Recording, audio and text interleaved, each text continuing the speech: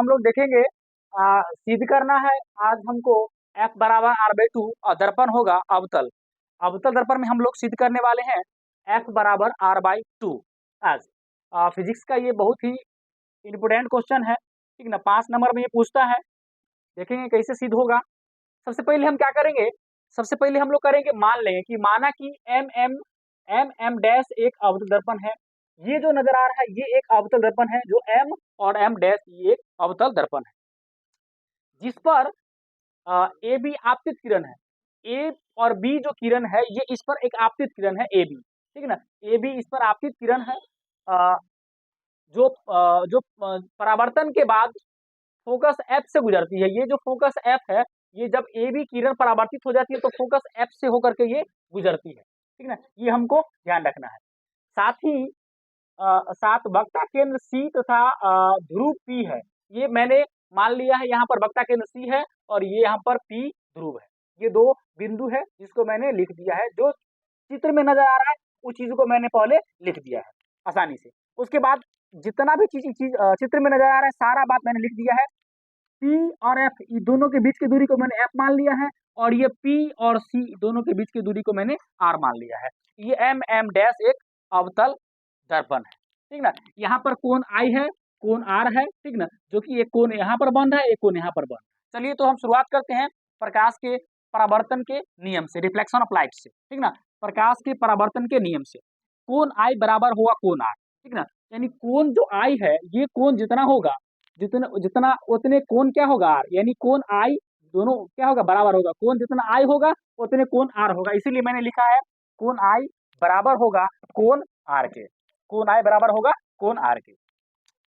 इसमें देखिए कोण एबीसी, यानी ए और बी और सी, ये एक कोण बन रहा है एबीसी, बराबर होगा कोण बी सी एफ के, ठीक ना।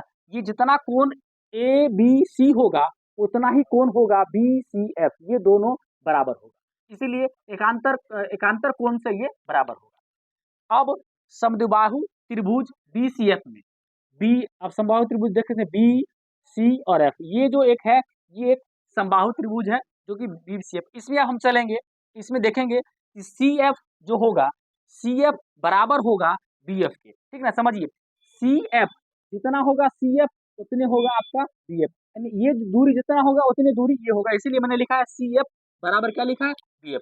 इसको मैंने समीकरण 1 मान लिया है। दूसरा है यदि बी बिंदु पी के बहुत निकट हो तो, यदि बी बिंदु, देखिए बिंदु बी कहाँ है, बिंदु बी यह है, ये पी के निकट हो, यदि ये बिंदु यहाँ पर चला आए, यानी पी के निकट अगर ये चला आए, ठीक ना, तो क्या होगा, पी के निकट अगर चला आए तो क्या हो जाएगा, तो पी एफ बराबर हो जाएगा बी एफ। जितना पी और एफ ये दोनों के बीच की दूरी है उतने हो जाएगा बी एफ, ये दोनों क्या हो जाएगा, दोनों के दोनों बराबर हो जाएगा, अगर निकट आ जाएगा। अगर ये जो लाइन है ये अगर नीचे चला आए तो जितना पी एफ होगा उतने बी एफ हो जाएगा, इसीलिए मैंने लिख दिया है पी एफ बराबर बी। इसको समीकरण 2 मान लीजिए। उसके बाद जो है से इसको बाद देखना है, ठीक ना, समीकरण 1 एवं समीकरण 2 से, समीकरण 1 और समीकरण 2 से हमको देखना है, ठीक ना। समीकरण 1 मैंने यह मान लिया है, ठीक ना, और समीकरण 2 यह मान लिया है। समीकरण 1 बराबर है सी ए बराबर बी एफ, और समीकरण 2 है पी ए बराबर बी एफ। ये समीकरण 1 और समीकरण 2 है। अब हमको समीकरण 1 तथा 2 से चलना है, देखना है कि समीकरण 1 2 से क्या हो रहा है, ठीक ना। तो समीकरण 1 और 2 से अगर हम करते हैं तो सी एफ बराबर क्या हो जाएगा बी एफ, तो पी एफ बराबर बी एफ दोनों सेम है, तो हम क्या लिख दिए, हम लिख दिए सी एफ, लिख दिए समीकरण 1 से सी एफ, क्योंकि बी एफ से बी एफ कट गया तो सी एफ बराबर हो जाएगा बी एफ।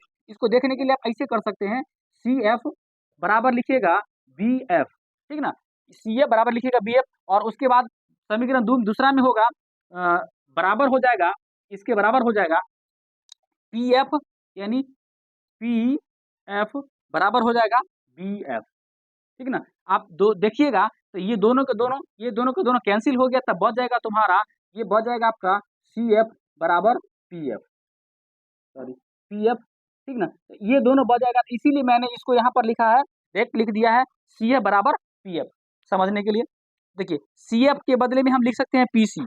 हाँ, सी एफ देखिए सी और एफ, सी एफ और इसको दोनों, पहले इसको थोड़ा समझना है कि C F plus P F, C F plus P F, ये दोनों छोटा छोटा दूरी है, पूरे दूरी को हम लोग बोलेंगे पी सी। तो यहाँ पर लिखे हैं पी सी, यानी पी और सी बराबर होगा, पी और सी बराबर होगा C F plus P F, C F plus P F, यानी जितना होगा सी एफ उतना होगा पी एफ, ये दोनों क्या होगा, बराबर होगा। चलिए उसके बाद अगला स्टेप में पीसी को मैंने ऐसे रहने दिया, सी एफ को सी एफ को सी एफ को मैंने लिख दिया पी एफ, क्योंकि सी एफ बराबर पी एफ है, सी एफ बराबर पी एफ है, तो हम लिख दिए सी एफ को लिख दिए पी एफ, ठीक ना, सॉरी सी एफ को लिख दिया मैंने पी एफ, तो P F plus P F, दोनों दो पी एफ हो जाएगा, ठीक ना, एक पी एफ और एक पी एफ, दो पी एफ, और पीसी को पीसी ही रहने दिए, ठीक ना। तो पीसी को अगला स्टेप देख लीजिए, पीसी इतना के बीच की दूरी के लिए मैंने आर मान लिया है, दोनों के बीच की दूरी को हमने आर समझा है, ठीक ना, इसीलिए पीसी बराबर क्या हो जाएगा, आर, ठीक ना। पीसी के बदला में पीसी जितना दूरी है उसकी दूरी के लिए हम क्या लिख सकते हैं, दूरी पहले से मैंने मान लिया है आर, तो पूरी दूरी के लिए पीसी के बदला लिख दिए क्या, आर, ठीक ना। और उसके बाद पी एफ, पी और एफ, पी एफ को ये पूरे छोटा दूरी है, इस छोटा दूरी को मैंने मान लिया एफ, इसके लिए हो गया पी एफ के बदला मैंने लिख दिया एफ, ठीक ना। तो आर बराबर हो गया 2f। अब इसको एक स्टेप और कर लेते हैं, ठीक ना, आर बराबर 2, एफ को उधर रहने दिए, ठीक ना, और आर को बट्टा में ले आए, यानी जैसे कि आर बराबर 2f है, इसको मैंने क्या किया, एफ को उधर रहने दिया, तो आर बट्टा में 2 गुना में है, इन्हें भाग में आ गया, बराबर हो गया एफ। इसको सीधा करके लिख सकते हैं एफ बराबर आर बाई 2, यही हमको सिद्ध करना था, एफ बराबर आर बाई 2, ठीक ना। तो ये इस पॉइंट समझने के लिए इस पॉइंट को मैंने लिखा था, ठीक ना, आपको इसको समझना है, ठीक ना। ये इस तरह से आ गया आपका एफ बराबर आर बाई 2, ये हो गया आपका सिद्ध।